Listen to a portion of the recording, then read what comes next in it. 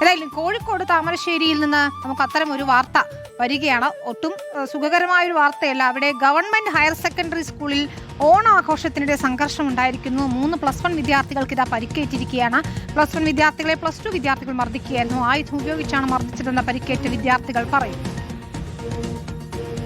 ഞങ്ങൾ ഓണ പരിപാടിയായിട്ട് സ്കൂളിൽ കയറി.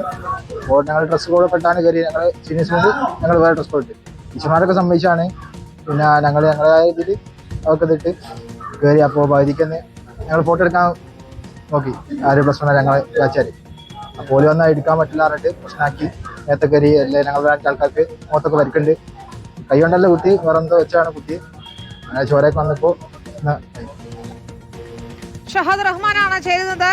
ഷഹദ്, എന്താണ് സംഭവിച്ചത്?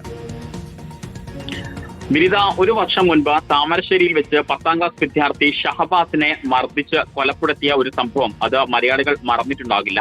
ആ സ്കൂളിലാണ് ഇന്നിപ്പോൾ ഓണാഘോഷത്തിനിടെ സമാനമായ രീതിയിൽ ഒരു സംഘർഷത്തിലേക്ക് കാര്യങ്ങൾ പോയത് എന്ന് വേണം നമുക്ക് ഈ ഘട്ടത്തിൽ പറയാൻ. ഇന്ന് ഉച്ചയോട് കൂടിയിട്ടാണ് ഈ സംഭവം നടക്കുന്നത്.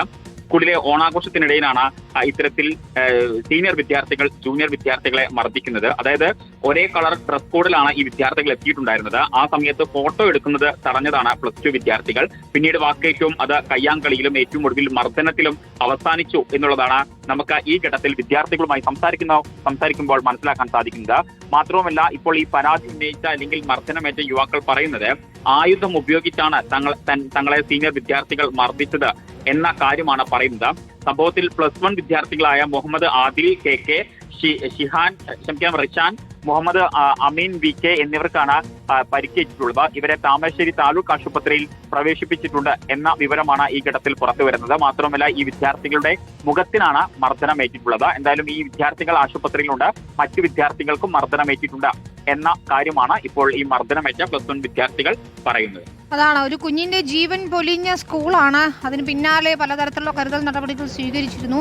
ഇപ്പോഴിതാ ഓണാഘോഷത്തിനിടെ വീണ്ടും സംഘർഷമുണ്ടായി. +1 വിദ്യാർത്ഥികൾക്ക് പരിക്കേറ്റു എന്ന വിവരം കൂടി വരികയാണ്. ഷഹദാണ് കോഴിക്കോട് നിന്ന് വിശദാംശങ്ങൾ നൽകിയത്.